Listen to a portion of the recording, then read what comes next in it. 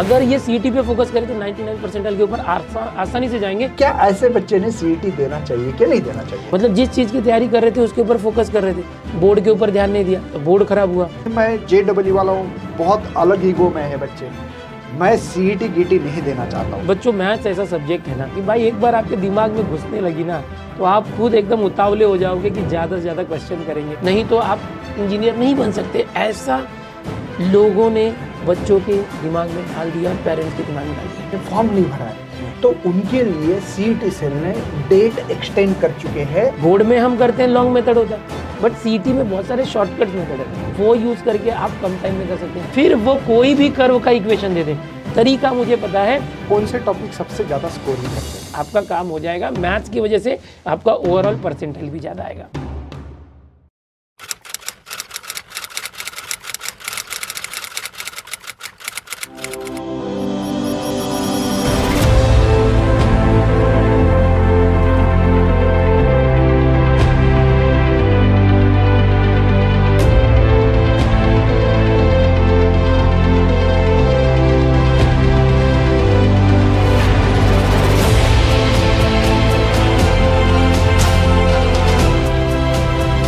Hello बच्चों, मैं सभी का स्वागत करता हूं अपने प्यारे से फिजिक्स ज्ञान मुकेश नायक यूट्यूब चैनल पे। आज जो पॉडकास्ट रिकॉर्ड कर रहे बच्चों, वो शायद बहुत ही अलग होने वाला है, क्योंकि आपके चाहते और आप सब लोग मैथमेटिक्स के बादशाह बोल के उनको जानते हैं, ऐसे शख्स को इनवाइट करने जा रहा हूं जिनके student COP, VJTI, ICT, PICT, Walchand college, के वाग कॉलेज हो सकता है, एसपीआईटी हो सकता है, केजी सुमैया कॉलेज हो सकता है, इसके बाद में रामदेव बाबा कॉलेज, एचजीजीएस कॉलेज। भाई महाराष्ट्र का ऐसा कॉलेज ही नहीं होगा जिसमें उनके स्टूडेंट अच्छे ब्रांच में, वो भी main CS, IT, data science, जो भी आपको एआई, इस सभी ब्रांचेस में पूरे महाराष्ट्र में हजारों लाखों बच्चे तक आज तक पहुंच गए हैं।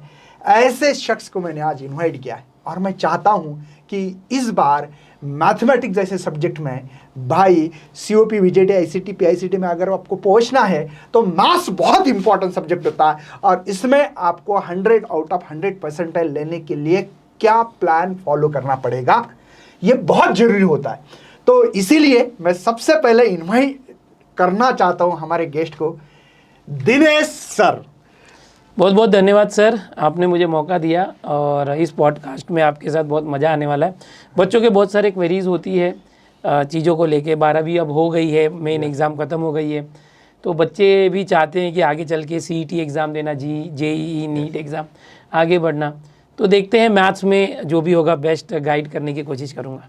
Okay sir. सर मुझे पता है अभी पेपर तो बहुत ईजी चला गया मैथ्स का, क्योंकि बहुत सारे बच्चे कमेंट भी करते हैं। हमने इसके पहले मैथ्स का एक पॉडकास्ट लिया था और उसके नीचे कई कमेंट्स आ गए कि मैथ्स का पेपर बहुत ईजी चला गया। तो मुझे आपसे सवाल करना है सर कि आपको मैथ्स में इतनी रुचि क्यों है और इतना इजी लेवल पे जाके आप कैसे पढ़ाते हो? क्योंकि सर जब मैं मतलब पढ़ता था एज ए स्टूडेंट, तो मुझे मेरे लाइफ में बहुत सारे टीचर्स मिले जो अलग अलग सब्जेक्ट पढ़ाते थे, और मैं जब पढ़ता था ना तो कोई कोई टीचर का मुझे समझ में आता था, किसी किसी का नहीं समझ में आता था। तो इस तरह से मैंने खुद ही एनालिसिस किया कि यार मुझे किसी टीचर का समझ में क्यों नहीं आता है, या कोई एक ऐसा टीचर इसका मुझे सबसे अच्छा समझ में क्यों आ रहा है। वो चीज़ें मतलब मैंने अपने अंदर अपनाई जब मैंने पढ़ाना चालू किया। तो मैं अपने आप को इमेजिन करता था कि कौन से टीचर का मुझे सबसे अच्छा समझ में आता था, फिर वो जो टीचर थे वो कैसे पढ़ाते थे, उनकी टेक्निक क्या थी, वो सारी टेक्निक मैं यूज़ करता हूँ पढ़ाते समय। और सबसे बड़ी बात, अपने आप को एज अ स्टूडेंट समझ के मैं देखता हूँ कि एक स्टूडेंट की रिक्वायरमेंट क्या होती है, स्टूडेंट को दिक्कत कहाँ पे आती है। हमेशा मैं बेसिक से चालू करता हूँ। और जब मैं स्टूडेंट था, 11th 12th हो, डिग्री हो, तो मैं खुद बहुत मेहनत करता था। मतलब क्या होता था कि जब मैं मैथ्स के कोई सम्स करते रहता था चैप्टर और मुझे सब चीज़ें आने लगती थी, तो मेरा इंटरेस्ट बढ़ते जाता था और मुझे ऐसे भूख लगती थी, और क्वेश्चन दे दो, और क्वेश्चन। मतलब मैथ्स की भूख इस तरह की बढ़ जाती है अगर आपको समझ में आएगा तो। लेकिन कोई एक ऐसा चैप्टर भी होता है कि आपको समझ में नहीं आ रहा है, तो आप उससे डर जाते हो और उससे दूर भाग जाते हैं, और आप चाहते हो कि लाइफ में मुझे कभी ये चैप्टर को टच भी ना करना पड़े। तो ये चीज़ होती है हमेशा। लेकिन अगर आपको वही चैप्टर, जैसे इंटीग्रेशन, का बेसिक समझ गया, आपको उसका कंसेप्ट पता चला, फॉर्मूला आपने याद कर लिया और आप उसको करने लगे, बहुत सारे सम्स करने लगे, आपके अंदर इतना इंटरेस्ट पैदा हो जाएगा, आपको लगेगा यार मुझे और क्वेश्चन मिले तो मैं और करूं, आपका फेवरेट हो जाएगा। तो वो एक पहली चीज़ कि कंटेंट से प्यार होना। दूसरा कि बच्चों को सिखाते समय अपना जो नॉलेज है उस नॉलेज को उसके माइंड में इम्पार्ट करना इस तरीके से कि अगर उसे कुछ भी नहीं आता है तो भी जीरो से भी वो कर रहा है तो उसे आना चाहिए, बेसिक से साथ फॉर्मूले बताते हुए और सिंपल से कॉम्प्लेक्स यानी इजी चीज़ें जो होती है वो पहले उसको बताते जाएंगे, जो नोन है उसको वो बताते जाएंगे, इजी चीज़ें बताते बताते जो कठिन चीज़ें हैं यानी कॉम्प्लेक्स है उस तक उसको पहुंचा देंगे, जो उसको नोन टॉपिक है उससे अननोन टॉपिक तक उसको लेके जाएंगे, उसे पता भी नहीं चलेगा यार ये मैंने कब सीख लिया और मुझे कब आसान लगने लगा। हार्ड क्वेश्चन भी करेगा तो उसे लगेगा नहीं कि ये हार्ड क्वेश्चन।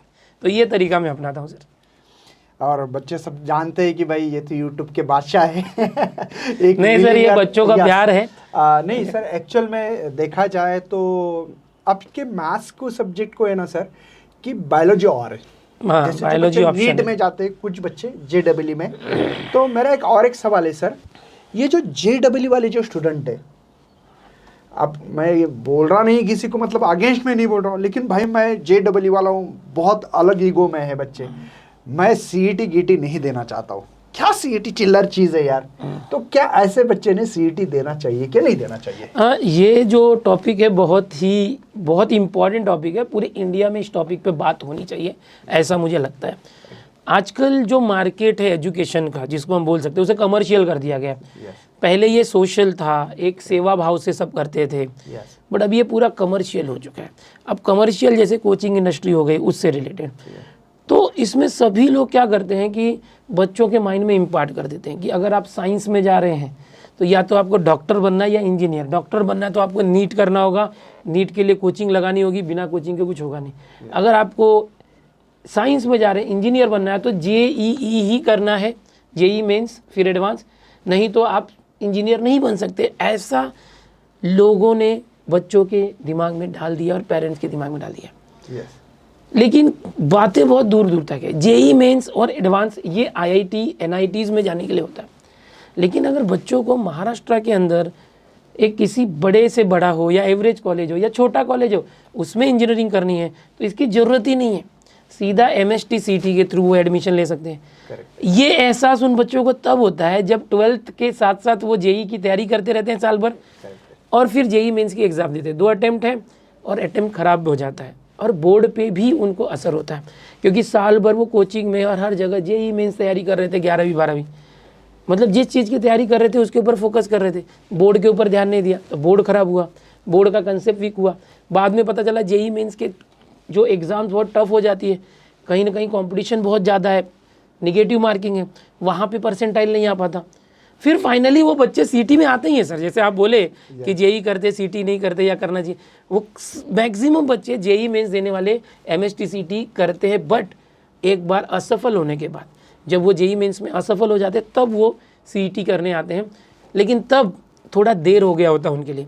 और अगर वही बच्चा स्टार्टिंग से MST CT पे फोकस करे तो COP में पहुंच सकता है। हाँ, COEP क्या है, देखो COEP VJTI जैसे जितने बड़े बड़े कॉलेजेस हैं सबसे ज़्यादा प्रायोरिटी इन हाउस स्टूडेंट यानी महाराष्ट्र के डोमिसाइल स्टूडेंट को दिया जाता है। 85% सीट जो है MST CT के थ्रू ही भरते हैं और बाकी जितने भी कॉलेज है 15% सीट से सिर्फ JEE मेंस वालों के लिए। करेक्ट है। तो कहीं ना कहीं वहाँ पर वो कॉम्पिटिशन से बाहर हो जा रहे हैं। जो CET वाले स्टूडेंट हैं उनको पहले प्रायोरिटी है, तो ये भी बड़ी बात है ना। तो जो महाराष्ट्र के टॉप जितने भी कॉलेजेस हैं उसमें जाना है तो MST CT ये बेस्ट तरीका।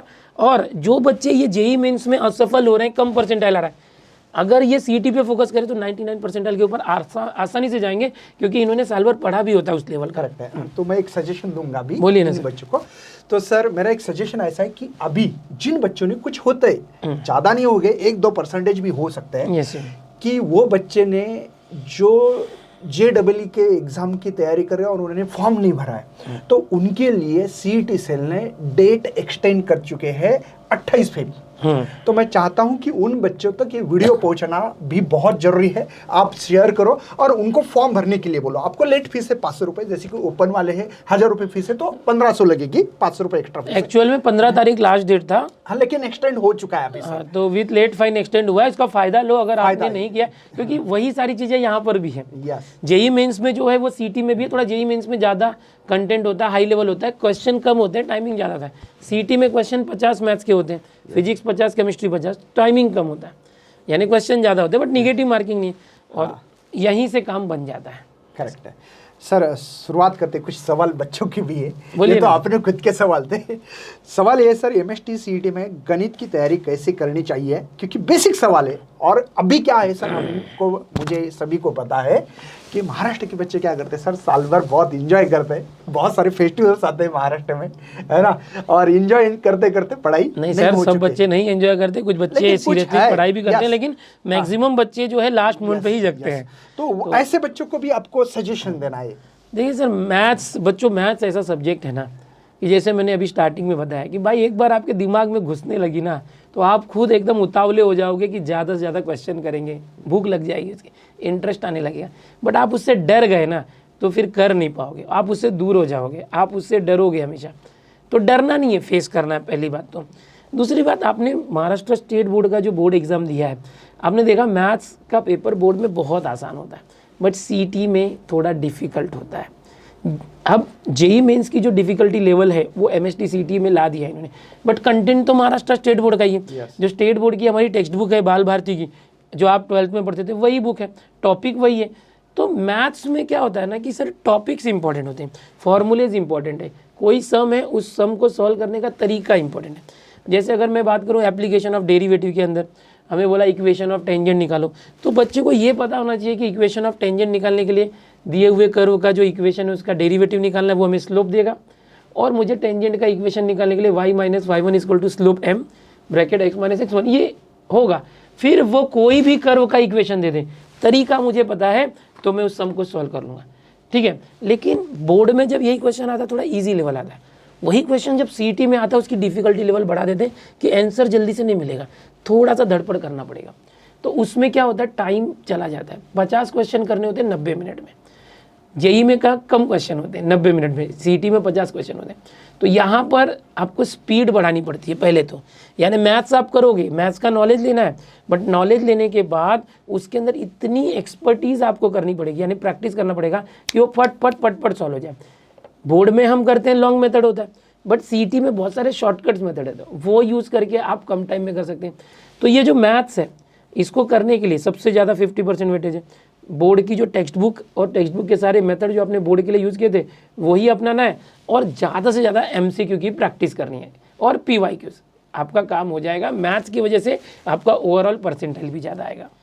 सर कौन से टॉपिक सबसे ज़्यादा स्कोरिंग करते हैं मैथ्स में? ऐसे तो देखो 25 चैप्टर है टोटल, 11th के 10 चैप्टर है, 12th के 15 चैप्टर हैं, और अभी सीटी सेल ने जो नया सिलेबस लाया उसमें जो मेजर्स ऑफ डिस्पर्जन चैप्टर था वो निकाल दिया, उसके बदले कोनिक्स डाल दिया 11th का, जो काफ़ी डिफ़िकल्ट टॉपिक है ऐसे बोला जाए तो, क्योंकि उसमें 3 टॉपिक्स हैं, हाइपरबोला, पैराबोला और एलिप्स। तो वहाँ पर कोनिक्स तो एक ही चैप्टर डाला है, बट उसके अंदर 3 चैप्टर ऐड हो गए, ऐसे समझ सकते हो।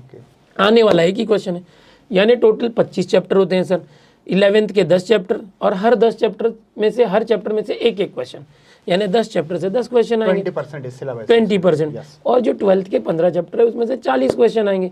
तो 11th का वेटेज तो ऐसा है कि 10 चैप्टर, हर चैप्टर से सिर्फ एक ही क्वेश्चन आएगा। अब वो कितना भी बड़ा चैप्टर हो, क्वेश्चन ही किया आएगा 11th का।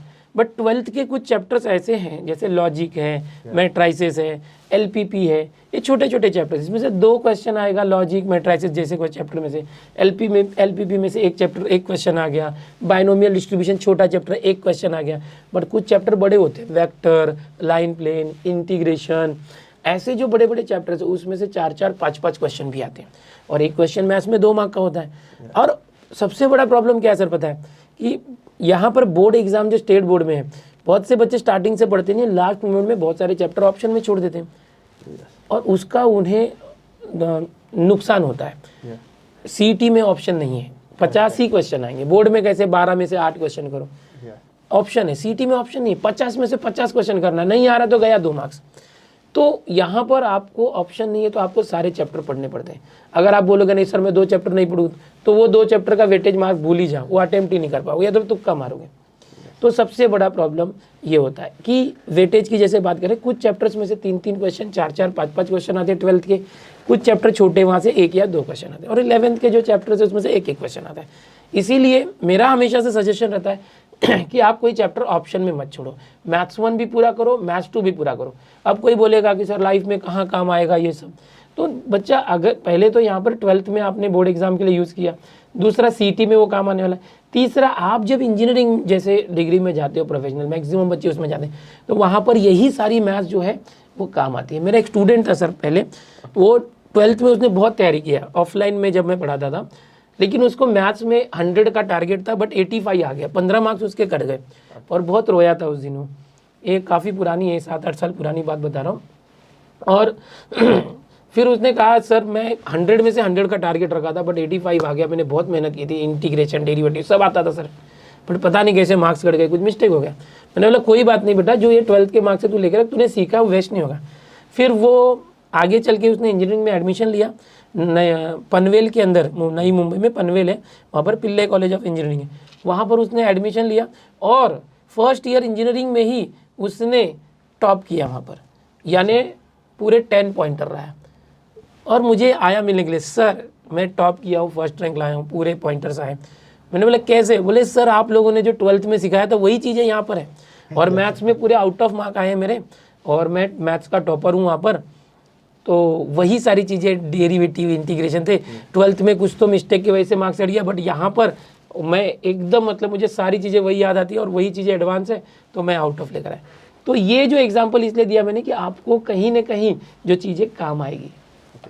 सर मैथ्स में टाइम मैनेजमेंट कैसे करें? सबसे बड़ा इशू बच्चों का यही होता है। अभी भी जो 12th का बोर्ड एग्जाम हुआ, कुछ बच्चे लिख रहे थे मेरा पेपर छूट गया।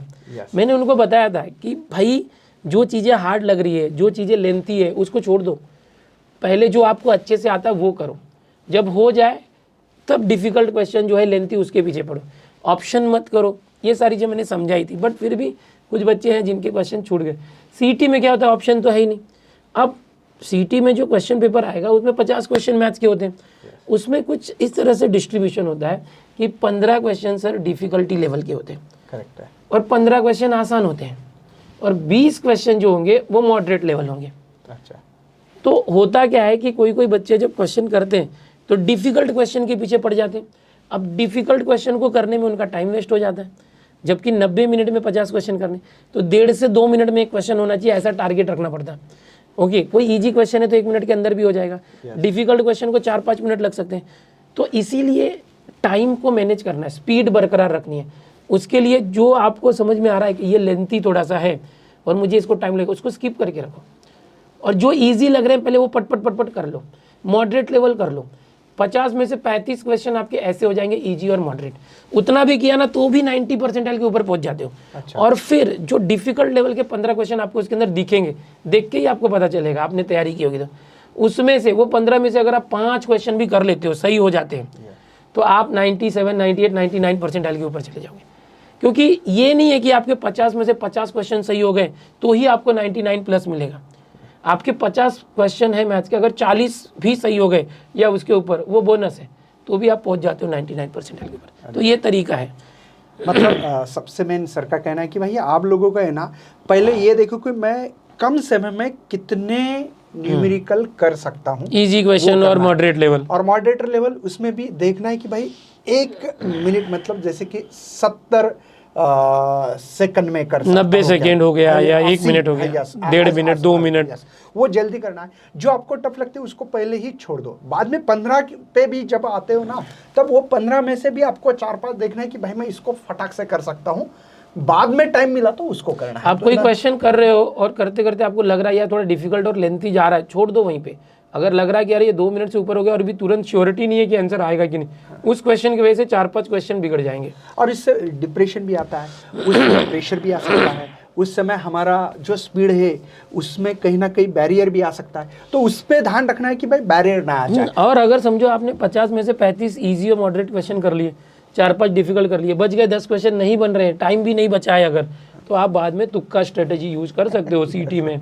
तुक्का स्ट्रेटेजी भी देखो, प्रोबेबिलिटी चैप्टर आपने पढ़ा है, 4 ऑप्शन है, 25% चांसेस होते हैं कि आपने जो उत्तर तुक्का मार के दिया सही हो सकता है, 1/4 तो हो सकता है ना। अगर 10 क्वेश्चन तुक्के मारे 3-4 भी सही लग गए तो उसके मार्क्स आ जाएंगे। इसमें कोई नेगेटिव मार्किंग नहीं है, नेगेटिव मार्किंग है नहीं, जेई जैसा। सर एमसीक्यूज के लिए बेस्ट बुक और रिसोर्स कौन से होते हैं? देखिए, एमसीक्यू सॉल्व करने के लिए अगर बोला जाए तो सबसे पहले तो आपको कंसेप्ट आना चाहिए, फॉर्मूलेज आने चाहिए। तो आपके पास जो भी फॉर्मूले आपने खुद से लिखे होंगे वो फॉर्मूले खुद के लिखे हुए नोट्स यूज़ करो, या तो हमारे बनाए हुए जो मैथ के फॉर्मूलेज हैं मेरे मैथ्स के वो यूज़ कर सकते हो। सीईटी के लिए पूरे 25 चैप्टर के फॉर्मूले, और ये तो हो गया फॉर्मूलेज और शॉर्टकट्स भी फॉर्मूले के साथ आपको सीखना, याद करना। दूसरा एमसीक्यू और पीवाईक्यूज की प्रैक्टिस के लिए पूरे महाराष्ट्र में जो सबसे फेमस बुक है ब्रह्मास्त्र बुक, ओके, लास्ट ईयर उसी में से सब कुछ आया था 2024 में से, और अब 2025 में भी मैक्सिमम क्वेश्चन वहीं से आएंगे, थोड़े बहुत नंबर चेंज होकर वही आता है। आपने प्रैक्टिस की होगी तो सबसे पूछना ही नहीं है। महाराष्ट्र में अपडेटेड कंटेंट वाला बुक मिनिमम कॉस्ट में Brahmastra with hand written solution available है, उसको आप रिफ़र कीजिए, उसको ऑर्डर करके मंगा लीजिए, ओके। या तो मुंबई या छत्रपति संभाजी नगर के अंदर आप ऑफलाइन भी खरीद सकते हैं और प्रैक्टिस कीजिए।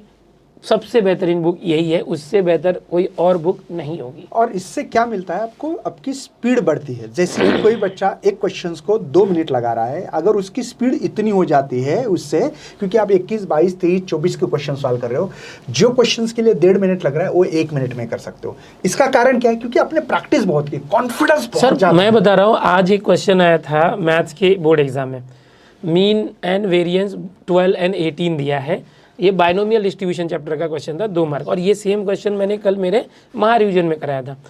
तो जैसे ही मैंने क्वेश्चन देखा, सेक्शन बी 2 मार्क का लास्ट क्वेश्चन, मीन इतना है, वेरिएंस इतना, 12-18, ये एमसीक्यू में था, सेक्शन ए में एमसीक्यू में था। तो मुझे याद आया, और ये तो कल मैंने कराया था, इसका आंसर 54 आया था, और बच्चे भी बोल रहे 54 ऑप्शन में 54 था। मैंने तुरंत टिक किया बिना सॉल्व किए। तो कहीं ना कहीं क्या होता है कि जब हम प्रैक्टिस करते हैं किसी क्वेश्चन को, कॉन्फिडेंस अलग रहता है। अगर एमसीक्यू फॉर्मेट में उसका आंसर ना याद हो जाता, हम ऑप्शन देखते ही पहचान लेता, ये मैंने किया था प्रैक्टिस में, इसका आंसर ये होगा। तो जहां पर हमारे पास 1.5-2 मिनट है वो पूरा बच जाता है, 2-3 सेकंड में आंसर पता चला। तो ऐसे पिछले साल भी बहुत सारे क्वेश्चन में बहुत सारे बच्चे ना क्वेश्चन देख के ही आंसर देते, कैसे सर ये हमने प्रैक्टिस किया था, इसका आंसर ये आया था। तो ये भी होता है। तो इसलिए ज़्यादा से ज़्यादा जो पीवाईक्यूज की प्रैक्टिस होनी बहुत ज़रूरी है, ताकि क्वेश्चन को देखते ही आपको आंसर पता चल जाए। और ये ज़्यादातर डिफिकल्ट क्वेश्चन जो है ना, डिफिकल्ट लेवल, उस क्वेश्चन में बहुत फ़ायदेकारक होता है, क्योंकि वो ज़्यादा टाइम कंज्यूमिंग होता है। और वहाँ पर अगर आपको ऐसे क्वेश्चन प्रैक्टिस करने से ऑप्शन ही याद हो गया है आंसर, तो वो आंसर ABCD में कहीं भी आपको आंसर याद है तो पहचान लोगे और आपका टाइम बच जाएगा, पेपर भी पूरा हो जाएगा। क्या सिर्फ एनसीईआरटी और महाराष्ट्र बुक किताब मतलब काफी है क्या? आपको क्या लगता है? नहीं, MST CT के लिए एनसीईआरटी की बुक की जरूरत ही नहीं है। तो महाराष्ट्र बुक की ही, महाराष्ट्र स्टेट बोर्ड का जो हमारा टेक्स्ट बुक है, बट टेक्स्ट बुक के सिर्फ हमें कंसेप्ट चाहिए और फॉर्मूले चाहिए, शॉर्टकट्स वहाँ दिए नहीं है। तो आपको एक ऐसी बुक फॉलो करनी है, फॉर्मूला बुक जैसी मैंने मैथ्स की बनाई है, उसमें फॉर्मूला और शॉर्टकट्स दोनों है। तो टेक्स्ट बुक बोर्ड के लिए होता है, बट उसके कंटेंट चाहिए, तो उसका कंसेप्ट और शॉर्टकट्स और फॉर्मूले कि अगर आपने खुद के हैंड रिटन नोट्स बनाए तो वही रिफ़र करो, या तो फिर मैंने जो बुक बनाई है वो रिफ़र करो। ओके, वो आप अवेलेबल है आपके लिए ऑनलाइन हमारी eklavyapublication.com पे। और जो MCQ PYQ के लिए तो मैंने पहले ही बताया ब्रह्मास्त्र बुक। NCERT की बुक फॉलो करने की जरूरत नहीं है, वो JEE में चलेगा। मॉक टेस्ट और प्रीवियस पेपर कितने जरूरी है सर? देखो, प्रीवियस ईयर कैसे है कि पिछले 2-3 साल पहले की बात करें तो जब सिलेबस नया आया था 2021 में, डिफ़िकल्टी लेवल जो है JEE मेंस को इक्विवेलेंट कर दी गई। और उसके पहले जो 2020 एंड उसके पहले के CET के क्वेश्चंस थे PYQs, वो बहुत इजी लेवल थे, लो लेवल थे, तो उसकी प्रैक्टिस करके फ़ायदा नहीं हो रहा था। और नए सिलेबस के लिए बच्चों के पास कोई PYQs अवेलेबल नहीं थे, नया सिलेबस था, नया एग्ज़ाम था। लेकिन आज का माहौल ऐसा है कि 2025 आ गया तो पिछले 4 बार में एग्ज़ाम्स हो चुकी है। और इतना ही नहीं, जैसे 2024 में जो एग्ज़ाम हुई शिफ्ट वाइज होती है, तो PCM की लगभग 12 से 16 शिफ्ट हो जाती है हर साल में। PCB की 10-12 शिफ्ट हो जाती है। तो अगर मैथ्स की बात करें, PCM ग्रुप का सिर्फ 2024 के लगभग 15-16 पेपर आपको मिलते हैं एक साल के, और एक पेपर में 50 क्वेश्चन, तो 15 पेपर में 750 क्वेश्चन मैथ्स के बन जाते हैं। ये एक साल के हो गए 2024। ऐसे 2023, 22 और 21 जोड़ेंगे तो हमारे कहीं ना कहीं 3000 से भी ज़्यादा सिर्फ मैथ्स के क्वेश्चन PYQs हैं। और जब फिजिक्स केमिस्ट्री की बात आती है तो पीसीएम ग्रुप में फिजिक्स केमिस्ट्री है, पीसीबी ग्रुप में भी है। इनकी शिफ्ट मिला के टोटल हो जाती है 26 से 28 शिफ्ट। तो वहाँ पर अगर मैथ्स के 3000 क्वेश्चन आपको मिल रहे हैं PYQs 2021 से 24 तक, तो फिजिक्स और केमिस्ट्री के 6-6 हज़ार से ज़्यादा क्वेश्चन मिल जाते हैं। और अगर हम सब जोड़ते हैं तो इतने ज़्यादा क्वेश्चन हो जाते हैं, 12, 13, 14 हज़ार। जैसे कि ब्रह्मास्त्र बुक में सर 11,000 के प्लस क्वेश्चंस है पूरे।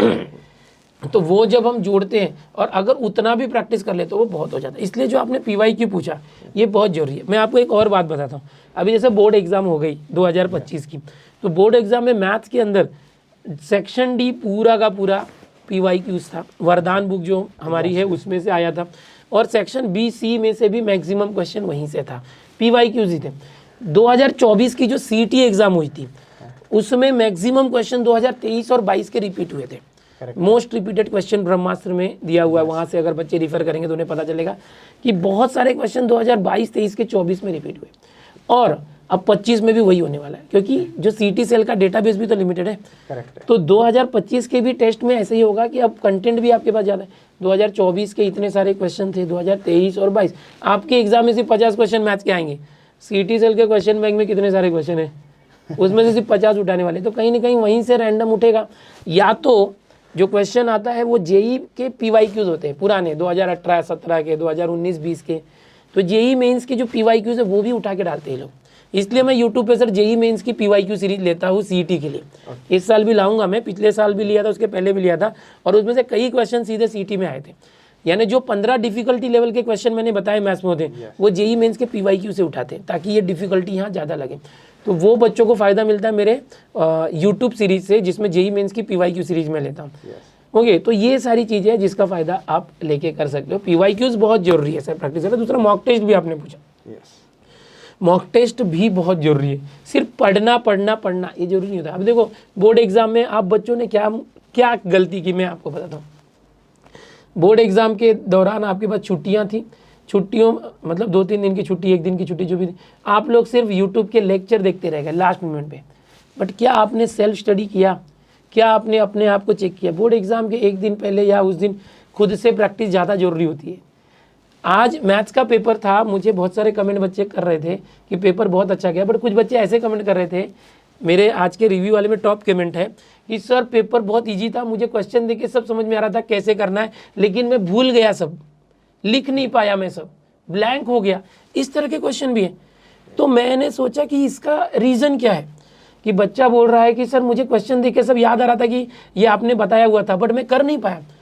क्योंकि जब भी आप कोई प्रैक्टिस करते हो, यूट्यूब के लेक्चर देख रहे हो या कोई सिखा रहा है तो सीख रहे हो, उसको खुद से भी रिटन प्रैक्टिस करनी होती है। तो आपको पता चलता है कि मैं ये खुद से कर पा रहा हूँ कि नहीं। सर ने तो करा दिया, मुझे समझ में आ गया, बट मैं खुद से कर पा रहा हूँ कि नहीं, वो ज़रूरी है। कई बार होता है हम स्टेप भूल जाते हैं, हमें फॉर्मूला याद नहीं होता, फॉर्मूला गलत लगाते हैं और आंसर गलत आता है। तो इसीलिए रिटन प्रैक्टिस बहुत जरूरी है। ये कब होगा? जब आप सेल्फ स्टडी करोगे।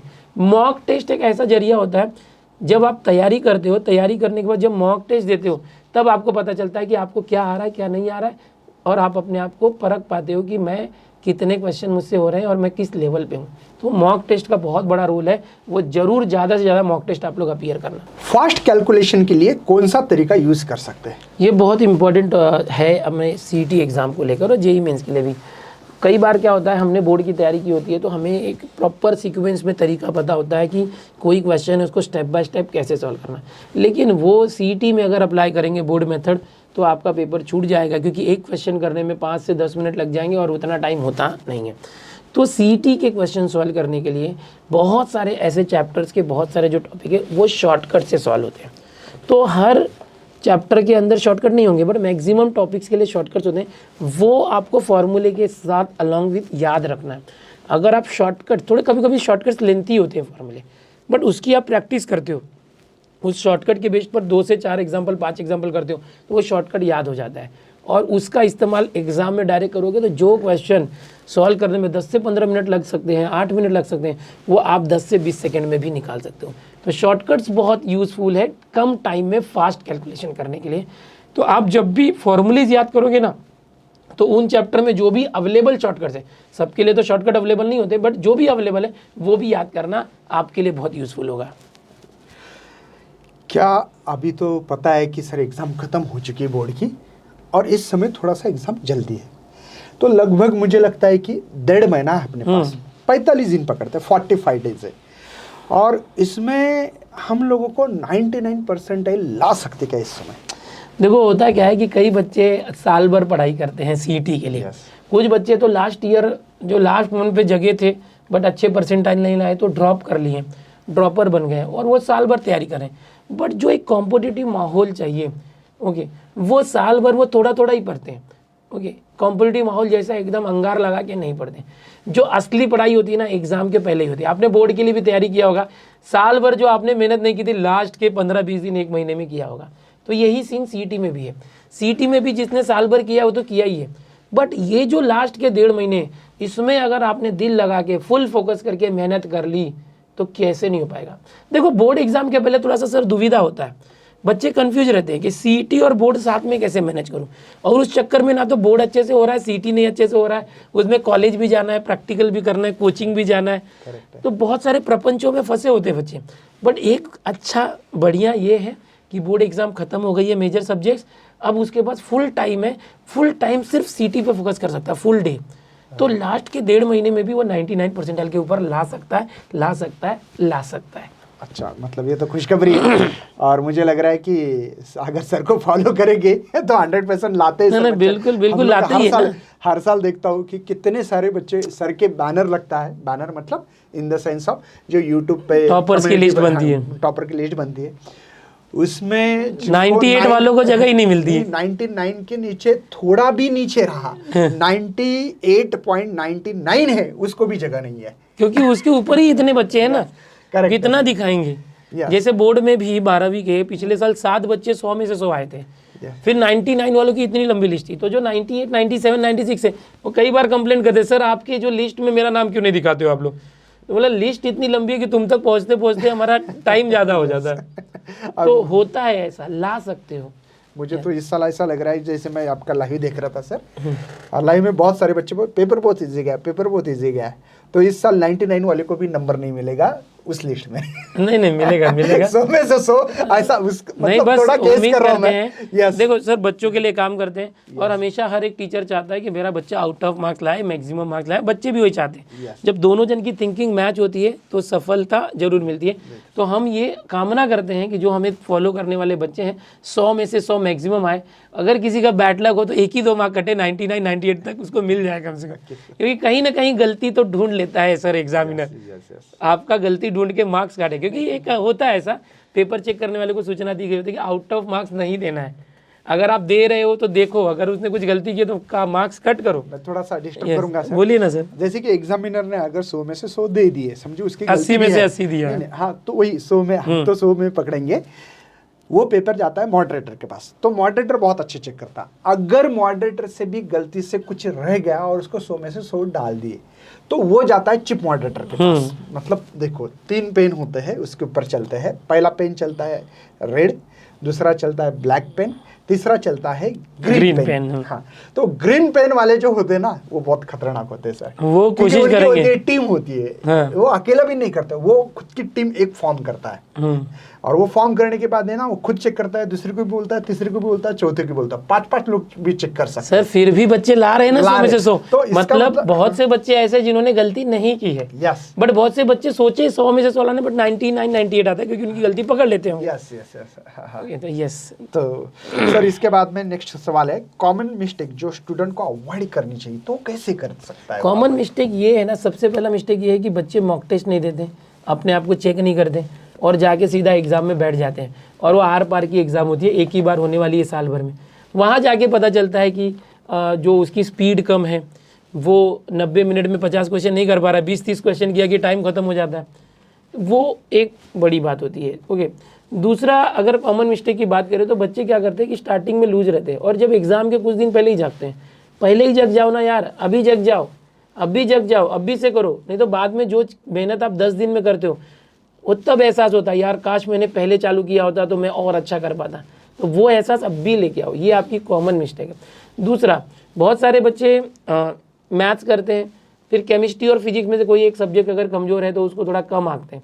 तो ऐसा कर सकते हो, बट ओवरऑल जो पीसीएम का परसेंटाइल डाउन हो सकता है। तीनों सब्जेक्ट पे फोकस करना चाहिए। ओके, अपनी स्पीड बढ़ाने पे फोकस करना चाहिए। बोर्ड के मेथड कंसेप्ट का यूज़ करके शॉर्टकट ट्रिक्स लगा के फास्ट कैलकुलेशन करना चाहिए। तो ये बहुत सारी चीज़ें हैं जो आपको अवॉइड करना। और सबसे बड़ी मिस्टेक बच्चे ये करते हैं कि जैसे हर चीज़ को जब वो खरीदते हैं या किसी चीज़ को पाने की कोशिश करते हैं तो उसे 10 बार ठोक बजा के देखते हैं। एक जूता ही खरीदना है तो वो बार बार देखते हैं कि जूता कहीं फटा तो नहीं है, कहीं दाग तो नहीं है, या कपड़ा है, और कौन सस्ता है वो नहीं लेंगे। महंगी चीज़ खरीदते हैं, महंगा जूता होना चाहिए, महंगा कपड़ा होना चाहिए। ओके जब आपकी करियर की बात आती है वहाँ पे पता नहीं आपका दिमाग क्यों नहीं काम करता। आप आगे चलने वाले हो, इंजीनियरिंग में जाने वाले हो, 1,00,000-1,50,000 फीस होने वाली है।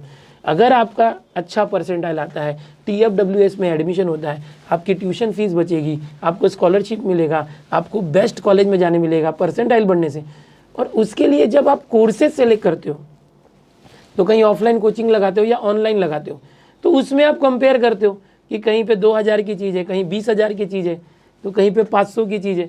तो कुछ बच्चे ऐसे करते हैं ना, बोलते हैं अरे यार ये 20,000 वाला बहुत महंगा है, 2,000 भी ज़्यादा लग रहा है, 500 वाला अच्छा है, सबसे कम। और अरे भाई आपने खाना खाते समय महंगे से महंगा खाना खाया, कपड़े जूते लेते समय महंगे से महंगे पहने। ओके, और जब आपकी एजुकेशन की बात आ रही है, हॉस्पिटल भी जाना है तो गवर्नमेंट हॉस्पिटल में जाएंगे, बड़े से बड़े हॉस्पिटल में जाते हैं ताकि अच्छा ट्रीटमेंट मिले। तो जब एजुकेशन की बात आती है तो फिर 1,000-2,000 के लिए कॉम्प्रोमाइज़ क्यों करते हैं। और सबसे पहली बात, कोई भी चीज़ जो अच्छी चीज़ होती है ना वो महंगी होती है, क्योंकि वहाँ पे इफ़र्ट लगता है। अगर आप जूता या शर्ट पैंट ले रहे हो, कोई चीज़ ले रहे हो, वो क्वालिटी वाली चीज़ होगी ना तो महंगी होगी। अगर क्वालिटी नहीं है, ख़राब हो सकता है जल्दी, तो सस्ता होगा।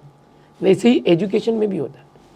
अगर कोई टीचर बहुत मेहनत लगा के पढ़ा रहा है तो यार उसका कुछ तो चार्ज बनता है। ओके, अगर वो एक्सपीरियंस्ड है, काफ़ी क्वालिफाइड है और वो अपना टाइम दे रहा है तो अपना चार्ज कुछ तो लेगा, एकदम जीरो तो नहीं लेगा। सर थोड़ा सा डिस्टर्ब करूंगा मैं। यस ये प्रमोशन नहीं है बच्चों, ये रियलिटी है। नहीं, ये रियलिटी है, रियलिटी है, इसलिए मैं बोलूंगा। आपको समझ में आ रहा होगा। तो जैसे आप हर चीज़ों पे, मैं बताता हूँ, दिनेश सर एक महाराष्ट्र के बहुत बड़े यूट्यूबर है। शायद अभी एक ही चैनल पे 12 लाख स्टूडेंट है, अभी पहुंच रहे हैं एक ही चैनल पे, बाकी के चैनल छोड़ देते हैं। आप समझ सकते हो कि वो कौन से यूट्यूबर है, आपको भी पता है। मैं तो ज़्यादा प्रमोशन नहीं कर रहा, लेकिन बता रहा हूँ सर एक ही सब्जेक्ट क्यों लेके जा रहे हैं, इसके पीछे की हिस्ट्री आपको पता है। सर का कहना है कि भाई मैं अकेला एक ही सब्जेक्ट को इतना ज़्यादा कंटेंट दे दूँ कि वो बच्चा कहीं ना कहीं उसको फील हो जाए कि मैं अभी 100 आउट ऑफ 100 तक पहुँच सकता हूँ। ये क्यों पहुँच रहा है, क्योंकि सर ने उसके पीछे खुद 2 टीचर खड़े हैं, सर है, मिथिलेश सर है सर के साथ, उसके अलावा उनकी टीम है। वो टीम क्या कर रही है, डाउट सॉल्यूशन दे रही है। अब मेरे पास फिजिक्स है तो फिजिक्स की टीम है, सोइन सर है हमारी टीम में तो उन्होंने उनकी टीम है, तो वो सवाल केमिस्ट्री का उधर ही जाएगा। एक सब्जेक्ट के लिए एक टीम इतनी मेहनत कर रही है, मतलब हम लोग 10 लोग काम करें एक सब्जेक्ट, तो वहां पर कहीं ना कहीं क्या होता है कि खर्च बढ़ता है और वो क्वालिटी आपको प्रोवाइड करनी। बट आप लोग क्या करते हैं, कंपेयर करने लगते हो कि यार कहीं पे 500 रुपये में मिल रहा है। भाई कंटेंट, अच्छा वहाँ पर ये भी तो कंपेयर करना है कि क्या वहाँ पर जो टीचर पढ़ा रहा है और जैसे दिनेश सर पढ़ा रहे हैं तो फ़र्क तो होगा ना। वही सेम थोड़ा सा समझना पड़ेगा आपको। Yes sir, next question. हाँ, नेक्स्ट सर नेगेटिव मार्किंग तो नहीं है, तो कौन सी स्टडी प्लान उन्होंने फॉलो करनी चाहिए। देखिए ये एक बहुत अच्छी बात है कि जेईई मेंस और नीट की तरह नेगेटिव मार्किंग हमारे सीटी में नहीं है। तो जैसे मैंने पहले भी बताया कि आपको जो क्वेश्चंस आते हैं जमते हैं वो पहले कर लो, जो नहीं आते छोड़ के रखो, बाद में उसको आप तुक्का स्ट्रेटेजी फॉलो करो। नेगेटिव मार्किंग नहीं है। 10 में से अगर आपके 3 या 4 तुक्का लगे सही मैथ्स में हो गए तो 2-2 मार्क का एक क्वेश्चन होता है, 6 से 8 मार्क आपके आ जाएंगे, और जो गलत होगा उसका माइनस भी नहीं होगा, तो बोनस मार्क है ना। तो ये फॉलो कर सकते हैं। लग गया भाई, तुम्हारा नसीब है। उसके लिए भी मैं टेक्निक बताऊंगा, यूट्यूब पर वीडियोस डालूंगा कि तुक्का स्ट्रेटेजी लगाने का सही तरीका क्या है। ओके सर, रिवीजन कैसे करनी चाहिए? ये बहुत इंपॉर्टेंट मुद्दा है रिवीजन का। देखो सबसे पहले तो आपको जब भी स्टडी करेंगे ना तो चैप्टर वाइज स्टडी करना चाहिए। कोई एक चैप्टर पकड़ो, उसके पूरे कंसेप्ट एंड फॉर्मूले समझ लो, याद कर लो, उसके कितने तरीके के टाइप्स के क्वेश्चंस हो सकते हैं वो तरीके याद रखो कि ऐसा क्वेश्चन आया तो उसको कैसे सॉल्व करना है, उसका मेथड क्या होता है। ओके, और फिर पहले आप चैप्टर वाइज अच्छे से स्टडी कर लो। उस चैप्टर, एक चैप्टर तैयार किया डिफरेंशिएशन, उसके ऊपर मॉक टेस्ट वगैरह है, डीपीपीज होती है वो देख लो। उसके ऊपर एकदम कॉन्फिडेंट हो जाओ कि ये चैप्टर मेरा तैयार हो गया। ऐसे करते करते आपके जो 25 चैप्टर मैथ्स के वो कर लेना है। उसके बाद आपको रिवीजन पे जाना है, क्योंकि देखो रिवीजन नहीं करोगे तो चीज़ों को भूल जाओगे। रिवीजन करने का सही तरीका ये होता है कि आप जैसे चैप्टर तैयार करते हो तो चैप्टर के फॉर्मूलेज कंसेप्ट के साथ फिर एमसीक्यू और पीवाईक्यू करते हो। रिवीजन में आपको ज़्यादातर है ना, आपको वही formulas, shortcuts formulas, normal formulas सब बार बार याद करते रहना, वो एक रिवीजन का तरीका हो गया। और जो पीवाईक्यूज होंगे और डीपीपी वो चेक करना है देख के कि भाई मुझसे हो रहा है कि नहीं हो रहा है। तो ये रिवीजन लास्ट मोमेंट में आपको करना होगा, लास्ट के 10 दिन में यही सब करने का। और उसके पहले कम से कम 10 से 15 दिन पहले आपको सिलेबस पढ़ के ख़त्म करना याद रखो। यानी अगर मैं बात करूं कि 19 अप्रैल को आपका पेपर है समझो सीटी का, तो आपका 5 से 10 अप्रैल के अंदर, 5 अप्रैल के पहले ही, 7-8 अप्रैल के पहले आपका पूरा सिलेबस पढ़ के चैप्टर वाइज हो जाना चाहिए। उसके बाद आपको सिर्फ रिवीजन और फुल लेंथ मॉक टेस्ट देना है, ये करना है। Okay sir. सर जैसे कि बहुत सारे बच्चे हैं ना, होता है ना कि क्वेश्चन बहुत लेंथी है, तो उसके लिए उसकी स्पीड और एक्यूरेसी उसको इम्प्रूव करना है। इसके लिए कोई आपके पास टेक्निक है क्या, जो कि खुद की टेक्निक हो? देखो जैसे स्पीड और एक्यूरेसी ये दो ही पॉइंटर होते हैं सीटी एग्जाम में जो बहुत ही इंपॉर्टेंट होते हैं। कि आपको बोर्ड का सब मेथड आता है, आपको 12th का मैथ्स भी अच्छे से आता है, बट जब आप सीटी करने जाओगे ना तो आप बाहर निकलने के बाद एग्जाम दे के जब आते हैं बच्चे तो बोलते हैं सर मुझे पूरे 50 क्वेश्चन आ रहे थे बट पेपर छूट गया, टाइम नहीं मिला, टाइम खत्म हो गया, मैंने 30 क्वेश्चन किए 20 क्वेश्चन करने ही नहीं मिला, आता सब था। रीज़न क्या था? क्योंकि आपको आता था बट वो लेंथी मेथड से आता था। तो वो सारी चीज़ें शॉर्टकट मेथड से सीखना बहुत ज़रूरी है। मैक्सिमम प्रैक्टिस करने से बहुत सारे क्वेश्चन के आप ओरली आंसर निकालना आना चाहिए आपको, कि माइंड में ही कैलकुलेशन कर लिया ताकि आपको पेपर पे करने की ज़रूरत ना पड़े। ऐसा करने से आपके बहुत सारे क्वेश्चन जो टाइम कंज्यूमिंग है 3, 4, 5 मिनट वाले, वो आप 10-20 सेकंड में करोगे और आपका टाइम बचेगा और पेपर पूरा होगा। तो ये स्पीड बढ़ाने के लिए ये तरीका होता है। दूसरा एक्यूरेसी के लिए, एक्यूरेसी मतलब कि आप जब सॉल्यूशन करते हो तो मिस्टेक्स प्लस माइनस के होते हैं या कुछ ना कुछ गलत लगा देते हो फॉर्मूले, तो आंसर गलत आता है, वो नहीं होना चाहिए। उसके लिए आप जो फॉर्मूले इसको बार बार देखते रहो ताकि सही फॉर्मूला लगे। और जब भी आप कैलकुलेशन करते हो तो माइंड में बहुत ही ध्यानपूर्वक करो। कभी कभी प्लस माइनस करने में मिस्टेक होती है, मल्टीप्लाई करके टेबल हो रहा है 5 8 जा समझो 40 है तो हम 50 पकड़ के ले रहे हैं, ऐसा भी कुछ हो जाता है। तो वो सब नहीं करना है। Okay sir. एग्जाम के पहले दिन कौन से लास्ट मिनट टिप्स कोई फॉलो कर सकते हैं? मतलब कुछ है क्या ऐसे कि भाई लास्ट का समय है अभी? एग्ज़ाम के दिनों में देखो, हो सकता है कि आपका एग्ज़ाम 19 अप्रैल से स्टार्ट हो रहा है, बट ऐसा नहीं कि आपका एग्ज़ाम 19 अप्रैल को ही होगा।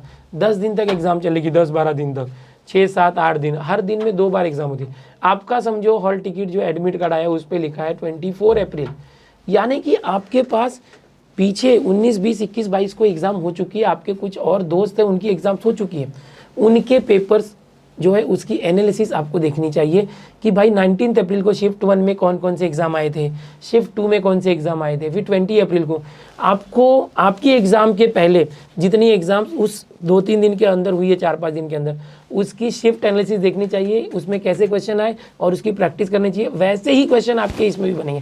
क्वेश्चन है ना वही होता है, नंबर बदल देते हो लोग, आपको एक आइडिया आ जाएगा कि इस साल के क्वेश्चन के डेटाबेस में कैसे क्वेश्चन उठाए। ओके, जब हम सर ब्रह्मास्त्र के सोल्यूशन में बना रहा था, हर साल बनाता हूँ, तो उसमें समझ में आता है कि 2024 में जो क्वेश्चन किसी चैप्टर में डाले हैं, तो जो एक शिफ्ट है उसमें वो क्वेश्चन है, दूसरे डेट के दूसरे शिफ्ट में वही क्वेश्चन थोड़ा बदल के आया, फिर वही क्वेश्चन तीसरे चौथे दिन में भी आया है बट बदल के आया है। तो ऐसा देखने मिलता है, मतलब type of the question same रहेगा बट उसके नंबरिंग बदल जाएगी। तो इसलिए शिफ्ट एनालिसिस करना चाहिए एग्जाम के 1-2 दिन पहले, ज़्यादातर वही करना चाहिए। मैं थोड़ा सा शेयर करूँगा आपके साथ। Yes sir. कल मैं सेमीकंडक्टर क्लास 11th में चैप्टर है, वो थ्योरी चैप्टर है। Yes sir. तो सवाल सेम टू सेम था, रजिस्टिविटी का क्वेश्चन था, सेम टू सेम सवाल।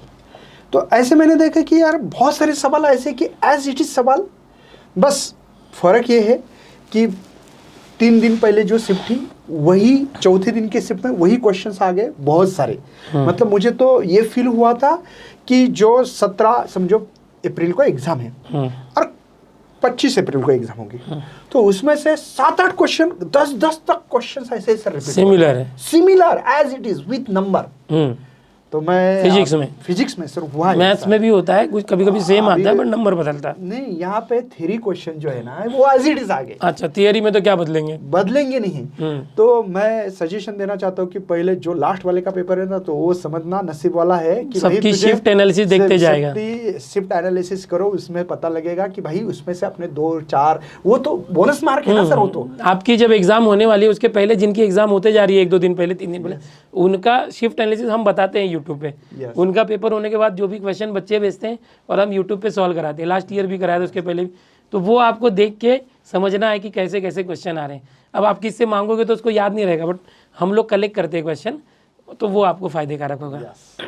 सर बहुत सवाल पूछते हो सर आप, बोला कितना सवाल पूछ रहे हो आप? यस। तो सर अभी ये तो खत्म हो चुका है, लेकिन कैसे, अरे थैंक गॉड खत्म हो गया। इसका तो कोई लिमिटेशन नहीं है, तो भी बच्चे इसके नीचे कमेंट पूछेंगे और भी शायद हम लोग मिलेंगे तो और भी एक फिर बना देंगे, अभी तो बहुत टाइम है। यस। तो बच्चों, अगर आपकी कोई राह मतलब जिस चीज़ की देख रहे हो, ऐसा लगता है ना कि सर और कुछ होना चाहिए, और कुछ होना चाहिए, तो कमेंट डालो ताकि पता लगे कि हम लोग और कुछ कर सकते हैं, और इसी के दौरान आप लोगों का आपका स्कोर बढ़ाने के लिए हेल्प करते रहेंगे। अगर आपको लगता है कि जैसे मैथ्स का ले वैसे केमिस्ट्री का चाहिए तो केमिस्ट्री का थोड़ा सा बताना चाहूँगा कि बहुत सारे बच्चे खोज में रहते हैं कि मुझे अच्छी बुक मिले, तो ब्रह्मास्त्र बुक MST CT के लिए, और साथ में फॉर्मूला बुक भी है eklavyapublication.com पे, ठीक है। और बहुत सारे बच्चे कोर्सेज ढूंढते हैं, तो मैं मेरा खुद का ऑनलाइन कोर्स लेता हूँ हमारे दिनेश सर ऐप पर। हमारा जो क्रैश कोर्स प्रो प्लस नाम का ऐप है, बहुत ही कम प्राइस के अंदर है, जो आपको मिल जाता है, और बहुत ही डेडिकेशन के साथ तैयारी होगी लास्ट दिन तक, जब तक कि आपकी एग्ज़ाम नहीं हो जाती, उसकी शिफ्ट एनालिसिस है। वैसे ही सर का जो है फिजिक्स है PGMN ऐप पर, और सोविन सर का ऑल अबाउट केमिस्ट्री ऐप पर केमिस्ट्री है। तो आप एक बेस्ट कोर्स की अगर खोज में हो, तो महाराष्ट्र में हम तीनों जो है एकदम एक्सपीरियंस्ड है, बहुत सालों से पढ़ा रहे हैं, 2018 से यूट्यूब पे, और ऑफलाइन में तो मैं 2004 से पढ़ा रहा हूँ, लगभग 21 साल हो गए। सर का भी लगभग इतना ही, इतने ज़्यादा हाईली क्वालिफाइड, एक्सपीरियंस्ड और क्वालिफाइड हम हैं। और अभी पिछले 4-5 साल में तो इतना एक्सपीरियंस हो गया है, और CT को लेकर, उनकी डिफ़िकल्टी लेवल को लेकर, कि हम जो प्रिडिक्ट करते हैं वो पॉसिबल हो जाता है। CT में पिछले साल भी बहुत सारे जो मैंने बताए थे वही चीज़ें आई थी, इस साल भी वही करेंगे। बोर्ड में भी शक्ति बैच में जितने सब चीज़ें ली थी वो पूरे बोर्ड में रिपीट हुई। तो यही बोलना चाहूँगा, आप खोज में हैं तो आपके लिए सारी चीज़ें हैं, इसको ज़रूर यूज़ कीजिए। और सबसे मेन क्या होता है कि जैसे कि हमारा यहाँ पे मेन पर्पस है कि आप अपने सब्जेक्ट में भाई एक्सपर्ट बनो, अब अपने सब्जेक्ट में ज़्यादा से ज़्यादा कंटेंट दो बच्चों को, ताकि उसका बहुत सारा फायदा हो सके। हमारा मकसद ही वही है। नहीं तो दिनेश सर आप इतने बड़े यूट्यूबर हैं, आप भी जानते हो, तो सर सब सब्जेक्ट मतलब लेके भाग सकते हैं, लेकिन वो संभालना मुश्किल होता है। तो इसीलिए सर का ही सजेशंस है। सर हमेशा मुझे बोलते हैं, सोहेल सर को भी बोलते हैं कि आप अपने सब्जेक्ट में फोकस करो, ध्यान रखो कि भाई कहीं ना कहीं आप लोगों को ज़्यादा कंटेंट देना है, ज़्यादा से ज़्यादा अच्छा पढ़ाना है, ज़्यादा से ज़्यादा आपको नॉलेज गेन करके बच्चों तक पहुँचाना है। सर ने जो भी बात बोला उसके पीछे एक ही मकसद है कि हमें क्वान्टिटी नहीं क्वालिटी देना है। बच्चों को क्वालिटी मिलनी चाहिए। अब उस क्वालिटी को देने में थोड़ा खर्च भी हो सकता है ज़्यादा, या हो सकता है कि नंबर ऑफ़ स्टूडेंट कम हो सकते हैं, क्योंकि सबको क्वालिटी नहीं चाहिए, ऐसे भी होगा। कुछ बच्चे क्वांटिटी के पीछे भागेंगे। तो क्वालिटी इंपॉर्टेंट है। क्वालिटी तब आती है जब आप किसी चीज़ को स्पेशलाइजेशन होके स्पेशल करो, तभी होता है। एक ही साथ में 4 काम करूँगा तो मैं स्पेशलिस्ट नहीं बन पाऊँगा, या तो मैं वो क्वालिटी मेंटेन नहीं कर पाऊँगा। अगर मैं 4 सब्जेक्ट लेके चलूँगा तो मैं मैथ्स में क्वालिटी मेंटेन की कोशिश करूँगा, बट फिजिक्स केमिस्ट्री बायो की वजह से मैथ्स की क्वालिटी पे भी असर पड़ेगा। बट अगर मैं सिर्फ मैथ्स पढ़ाता हूँ सर, तो मैं मैथ्स की हर एक चीज़, छोटी से छोटी चीज़ भी उनको दे पाता हूँ। सिर्फ उसी पे काम करना है मुझे, है ना। तो ये चीज़ होती है, क्वालिटी मैटर्स। एंड मैं और मेरी जो टीम है क्वालिटी के ऊपर काम करते हैं, और अगर आपको क्वालिटी चाहिए तो हमारी टीम से ज़रूर जुड़िए। तो ख़त्म करते हैं सर यहीं पे? यस बहुत हो गया। तो इसी सेशंस को ख़त्म करने से पहले मैं एक बार रिव्यू बता देता हूँ कि सबसे मेन है कि सर का कहना है कि भाई आप लोगों को शॉर्टकट ट्रिक्स बनानी चाहिए, और उसको बनाने के लिए सर तो पढ़ाते हैं, उसके कोर्स में जाओगे तो आपको पता लगेगा कि कैसे शॉर्टकट ट्रिक्स होती है, कैसे क्वेश्चंस को हल किया जाता है। कम समय में करने के लिए आपको ब्रह्मास्त्र बुक है, उसमें से आप लोगों को PYQs करना चाहिए। उससे आपको आइडिया है कि एग्जाम किस लेवल पे होती है, कैसे एग्जाम्पल को सॉल्व किया जाता है। मॉक टेस्ट देना चाहिए। मॉक टेस्ट के लिए भी जैसे कि बहुत सारे ऐप है, जैसे हमारा भी ऐप है, उसमें भी बहुत सारा हम लोग टेस्ट देते रहते हैं। एक चैप्टर में 5 टेस्ट है ना। दूसरी बात यह है कि भाई प्रैक्टिस से ही आपका पेपर सॉल्व होने वाला है। आप लोगों को JEE के जो सवाल होते हैं नियर अबाउटली 15 के आसपास सर का कहना है कि भाई सवाल वहाँ से आते हैं, तो इसलिए सर यूट्यूब पे प्रैक्टिस भी करवा रहे हैं।